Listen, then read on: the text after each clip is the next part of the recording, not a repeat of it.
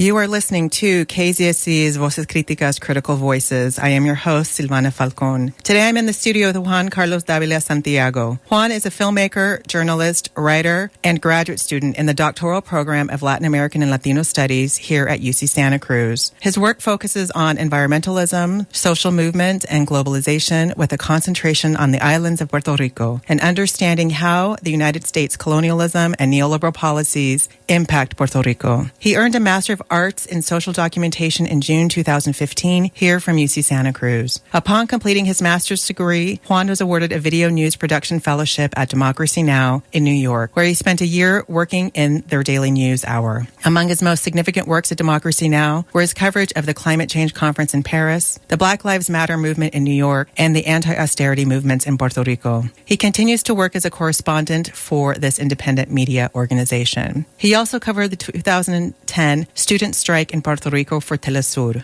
To date, he has completed 2 films, La Generación del Standby in 2016 about underemployment, and Vieques, una batalla inconclusa about the environmental destruction of Vieques due to years of U.S. military bombing there. Both of those films are distributed by Third World Newsreel. I've invited Juan to the show to talk about his recent trip to Puerto Rico in the aftermath of Hurricane Maria. Welcome, Juan, to KCSC's Voces Criticas. Thank you, Silvana. Thank you for having me here. You've recently traveled to Puerto Rico following the hurricane. Tell us why you had to go and about your long and difficult journey there. So when the Hurricane Maria hit in Puerto Rico, I was actually outside of Puerto Rico, and I was supposed to land the night that the hurricane hit. I was trying to get there as fast as possible after the hurricane hit, since I've lost communication with my family prior to the hurricane arriving. So all the time while the hurricane was hitting them, I didn't know about them, and actually didn't hear a word from them until day 4th. So after this hurricane, it was 4 days until I can actually hear about them.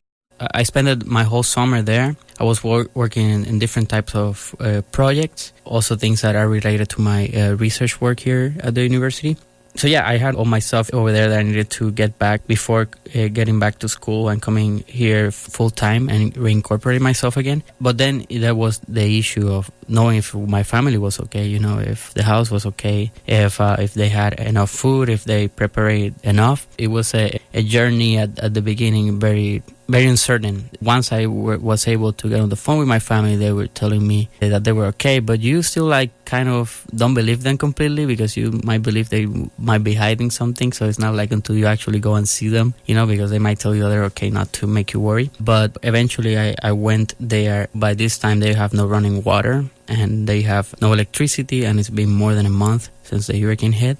They lost a few fences and one door and some curtains. They're safe in the house, but it's very uncomfortable. So going back there, was motivation, first of all, of seeing if my family was all right, and feeling certain type of guilty, because I left and I was away when this hit, and I was there the whole summer, but at the time that it was more crucial and when they needed me, I wasn't there. So I felt a lot of guilt not being with my father, helping him to prepare the house for the hurricane, with my mother, helping her out with the supplies and everything. So I felt guilty that they were by themselves with this. And it was very bad because also flying back there, the prices skyrocketed.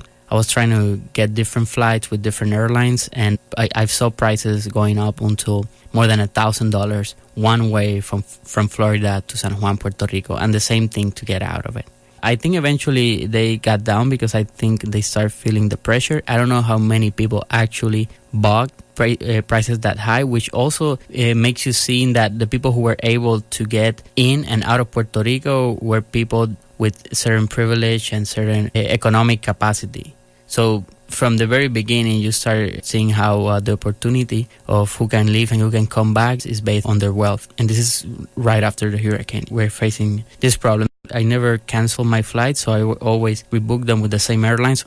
I was thinking about canceling with my current airline and book with another. But then since I saw the prices so high, I kept, rebooking with the same airline because they needed to honor that I had that flight there. And I got my flights canceled more than 6 times, and eventually was able to land in Puerto Rico. So you were a journalist, you were a writer, and you're also Puerto Rican. I understand this crisis hits you a particularly close way. What is the mainstream media getting wrong? What are they maybe getting right when they're reporting about this devastation? It's heartbreaking that Puerto Rico is getting attention right now from the mainstream media because Puerto Rico was, like you would say in Spanish, a bomba de tiempo, a time bomb. You know, the infrastructure was very bad. Puerto Rico was crippling on debt. There were a lot of necessities. There was a lot of poverty that was already ongoing, and many people were problematizing that if at some point a disaster hit Puerto Rico, that the country would be very bad. And I think those things tend to be ignored. And a lot of people were trying to get attention on that, talking about Puerto Rico's dependency on the United States and how we needed to fix that in case of something like this happen. And it was ignored. It has been ignored by the mainstream media. And it's heartbreaking that now is when Puerto Rico is getting attention, when I think many of these things, if they were be getting attention sooner, probably could have been attended, and at least the hit would not have been as bad. But, you know, this has been a thing that it's like a snowball has been built throughout many decades. And then also climate change, that I continue seeing it absent in U.S. mainstream media. And this is all about, not only about Puerto Rico, but when they talk about Hurricane Harvey in Texas, when they talk about Hurricane Irma in Florida, and all the way into when they talk about the wildfires in California. I don't see the mainstream media addressing the real problem that is climate change, unless here and there that they interview one expert that says something, but, you know, it's not equivalent, you know. If we were going to talk about even what Trump said about equal time the other day, which we won't even go there. And then one of the things that also I think has not been covered much from the mainstream media is colonized representation of Puerto Ricans, showing them as vulnerable.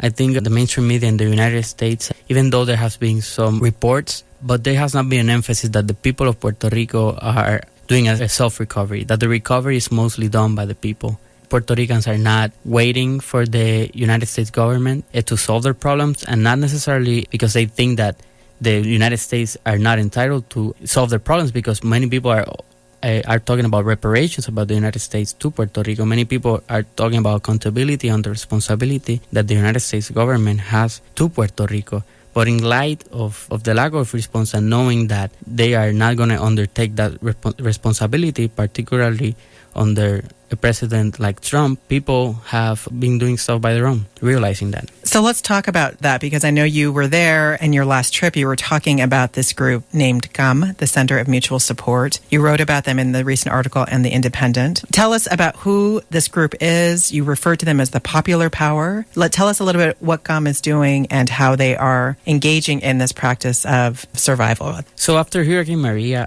centers of CAMs in Spanish are Centro de Apoyo Mutuo, Center of Mutual Support. This initiative was started by the Comedores Sociales in Puerto Rico, which is an initiative to feed university students that struggle to buy food while they're in campus, while they are studying in the university. And this initiative has been led by Giovanni Roberto, who was a former university leader in the student movement, particularly in 2010. And he and the people in the Comedores Sociales have been problematizing the hunger in Puerto Rico as a real problem, and that the hunger attacks many sectors, even the students, which you would think that they're better off because they're studying at the university.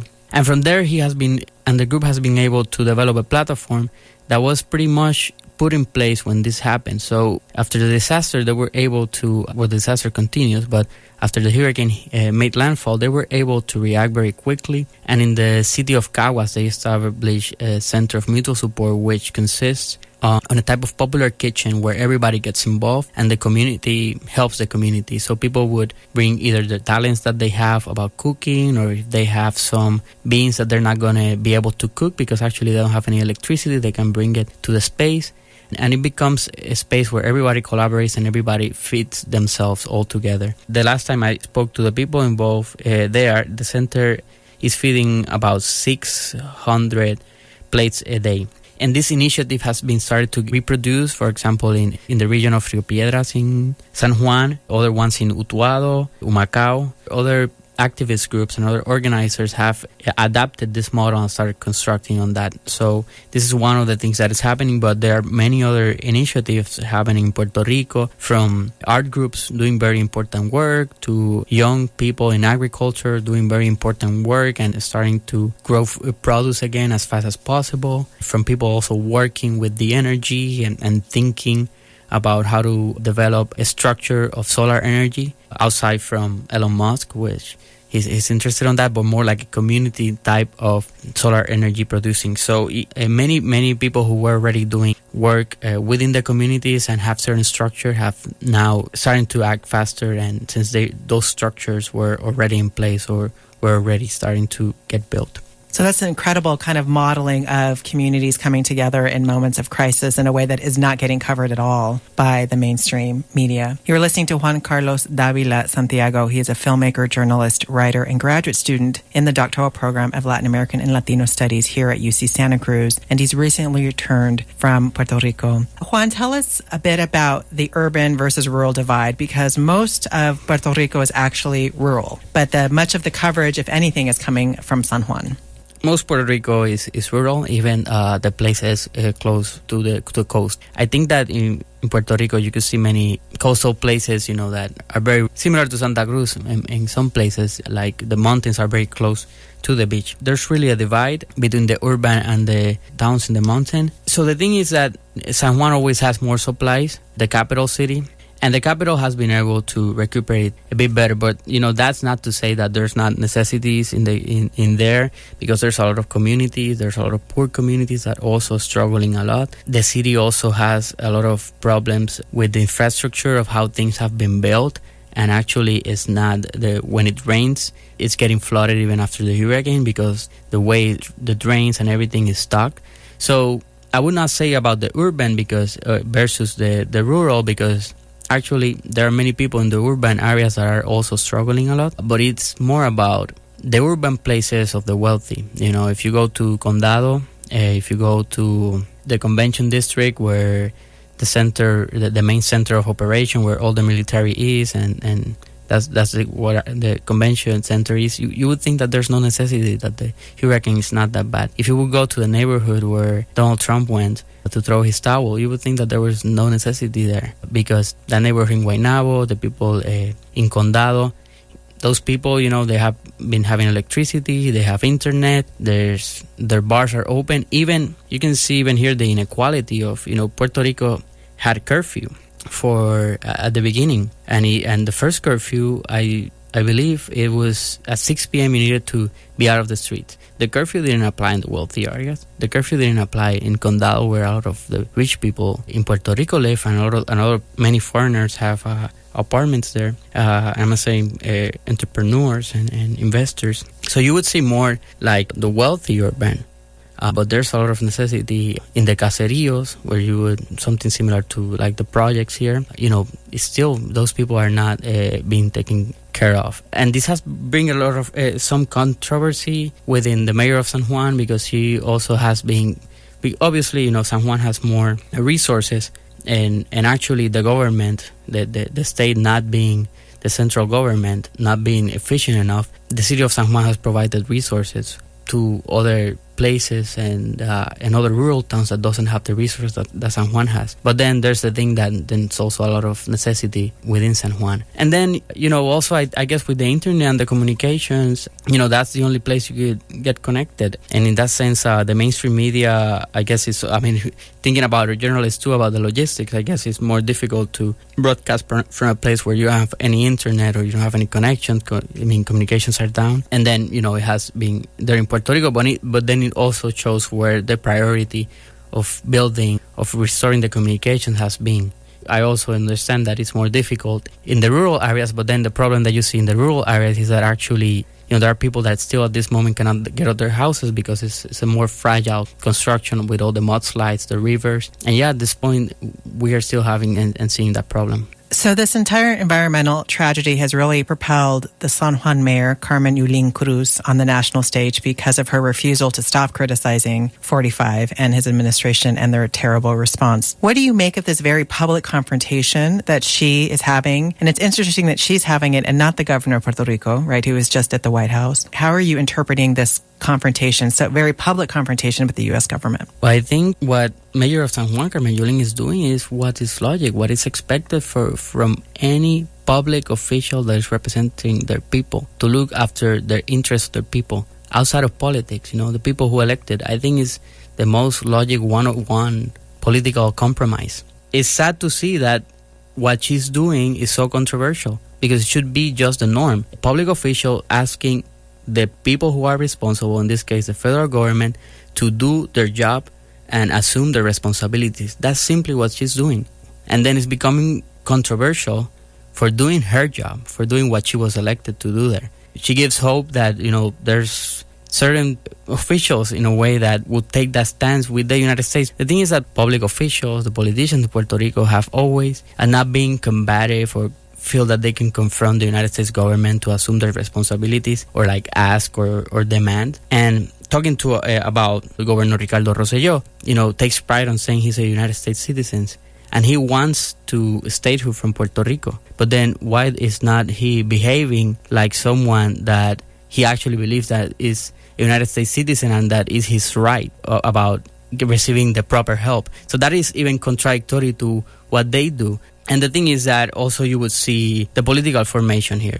Definitely the current governor doesn't have any political formation. He's the son of former Governor Ricardo Rosselló. He got there because he already had a last name for himself. And you will see Yulín is more mature and a person with more of an education and a political formation to deal with this. And again, if what Carmen Yulín is doing should be the norm of any elected politician. It shouldn't be something out of the box. I think that's an excellent point because the coverage is making it seem as if she's exceptional in the sense of the confrontation. But I think the point you're making is that she is doing actually her job. And the problem is she's calling people out who are not doing their job. You're listening to Juan Carlos Davila Santiago. He is a filmmaker, journalist, writer, and graduate student in the doctoral program of Latin American and Latino Studies here at UC Santa Cruz. And he's recently returned from Puerto Rico. We've only got a couple minutes left, and I wanted you to talk about your networks of organizations that you are in connection with who are doing the outstanding community work that needs to be done. Could you talk about one or two of them, and the others that I know you have brought to my attention, I will link to the show's website. But if we could at least talk about a couple of those for folks to know who want to support really grounded community work, where to go. So I already talked about the Comedores Sociales of Puerto Rico, who is the ones who came with the initiative. But coming from there, it's important to mention the Center for Popular Democracy here in the United States, but they are working with a group in Puerto Rico, which is called the Llamado, or the Calling. And they have put out a fund. So the important thing is that with the group they are working, El Llamado, they are coordinating the support of camps and other organizations. So El Llamado has become a network for other organizations to meet and to facilitate the aid, the communication between them. So one of the things that the Center for Popular Democracy is doing through El Llamado, a local organization. One other important one is Casa Pueblo in Adjuntas. Casa Pueblo in Adjuntas, they have the Gold Bond Environmental Prize. I forget right now the year. And they have been doing outstanding work throughout the years against the mining in Puerto Rico and against gas pipelines. And now they are in the project of how to light Puerto Rico with solar energy. But not corporate solar energy, but community solar energy, that can become and managed from the community. And from there on, there are other, like I mentioned before, like Casa Taller Relief, like Casa Taller, who also have a relief fund, who is mostly a group of artists and young activists working through culture to actually build up the communities up, because after this come a gentrification process, but actually building up from the ground up. So we'll list all of those organizations on the website. Thank you so much, Juan, for being with us today on KCSC Voces Criticas. You can find us on the web at criticalvoices.sites.ucsc.edu. You can email us at kcsc.voices@gmail.com. Have a good evening.